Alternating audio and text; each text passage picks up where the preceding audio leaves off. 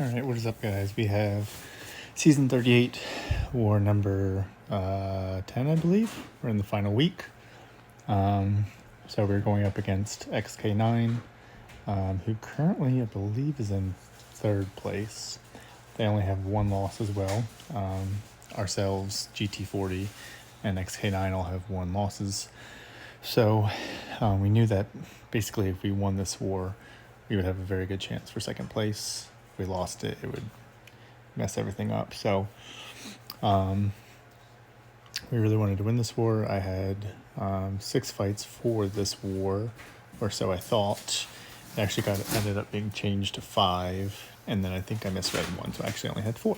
So it's actually a lot less than I thought, which was nice. So I'm starting out here taking Path 3, and also this mini. I'm taking Nimrod and Terax.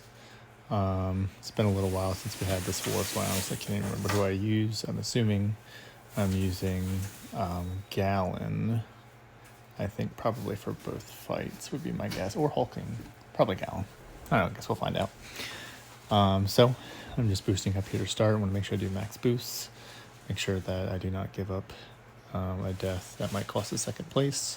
This is the highest we've placed in New Nation in a while. I know we do have a war title, but a lot of those guys have retired a long time ago. So I think I've been with New Nation for 5 seasons maybe. So yeah, so let's see, I have Gallon, Apaco, and Cable. Actually, what I do is this is my only fight with Gallon, and then versus Terax, I use Apaco. Apaco is one of my favorite all-fenders. He's so good with power back boosts. He makes so many fights so easy. So yeah, I did rank 4 my Gallon, so this fight's pretty well.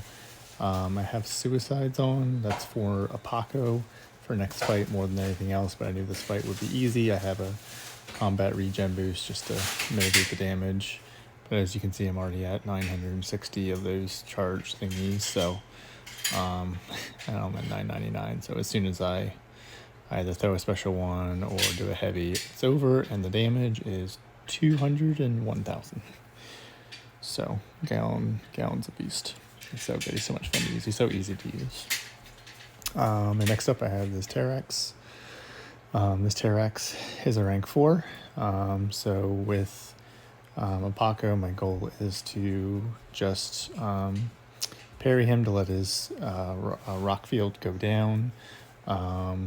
Then get to I think I have a power start 1 boost. So then yeah, just get to a special 2, drop it, and drop another special 2, and it's pretty much over.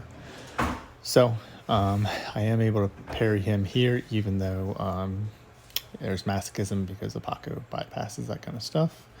He gets me a little cornered here, but that's no problem. And actually, I have an invuln boost. No, actually, I forgot to use a special 1 boost. I kept on my regen boost, so I realized that when this fight started, and I was like, oh crap. I was actually a little worried. So instead of going special 2s in order to follow the node, which I didn't pick up till later, I used special 1s. So that's why he got 4 Furies. Thankfully, I did realize it, and I didn't try to go to my special 2, because that could have gotten really nasty. But as you can tell, the fight's still under control. It's still going well. I'm now bleed immune, which will be helpful for a later fight. I think I'm fighting Mephisto later. Trying to keep my debuffs on him, so they're doing a lot of the work. Try to build back up to that special 1. He throws a special, no big deal. He's not getting any Furies. I drop a special 1, and I think this finishes him off. Yeah, so despite me forgetting to use a power start 1 boost, it all went good because Apaco's a beast. We definitely would use a power start 1 boost there and when I go in next time. Okay, next up I have this Mephisto. So Apaco will go Incinerate immune after being around Mephisto's aura for 8 seconds. I don't know if I get to that. I figured I probably wouldn't. This node also has, I think it's Shock and Bleed. So you don't want to hit him during the shock phase, you just want to hit him during the bleed phase. And because of the fact that I'm bleed immune, it should be all good. I'm not sure what I just threw on, to be honest. I think I throw on a power start 1.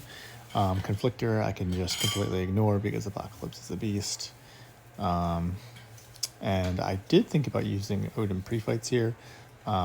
but I was instructed that because Mephisto will eat that in the beginning, it wouldn't do any good, which makes sense. That makes sense to me. So he is a rank 4, and he has almost 200,000 health, but you will see how good Apoco is very quickly. So I start the fight off with 1 bar of power. He right away throws a heavy, and I was like, okay, not today. No, you're not going to catch me there. I'm trying to just kind of back him up. I'm not hitting into his block more than once because that it will stun him, and then I could get a shock on me. So now he's in the bleed phase, so I'm going to work up to my special 2, and I'm going to throw it.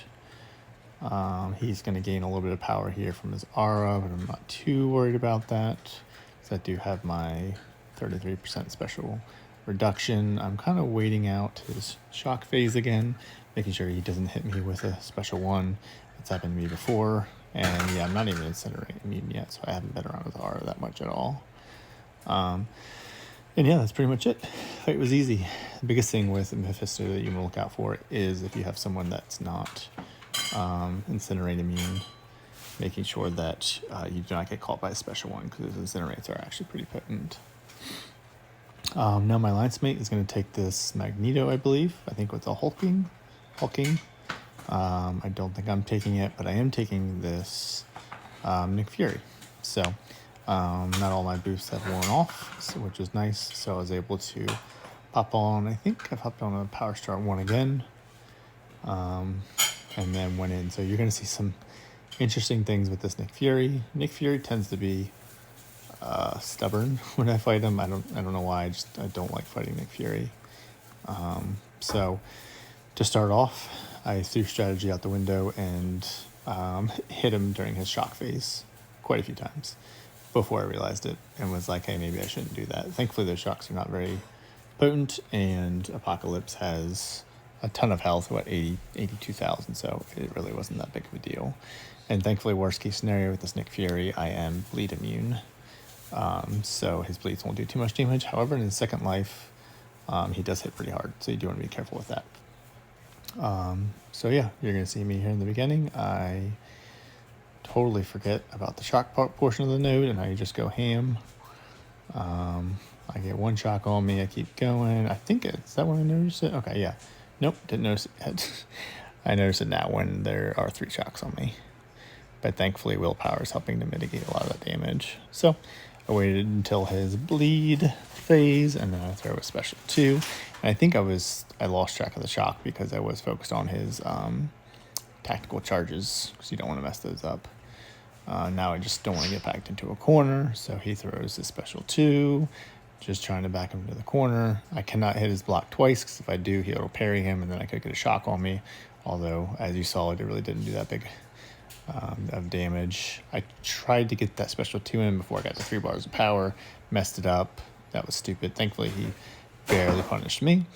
If I could go back and do that again, I would just do the special 3. Anyway, his Nick Fury does not seem to be too high sigged, because he is going down pretty fast, and that in his health pool.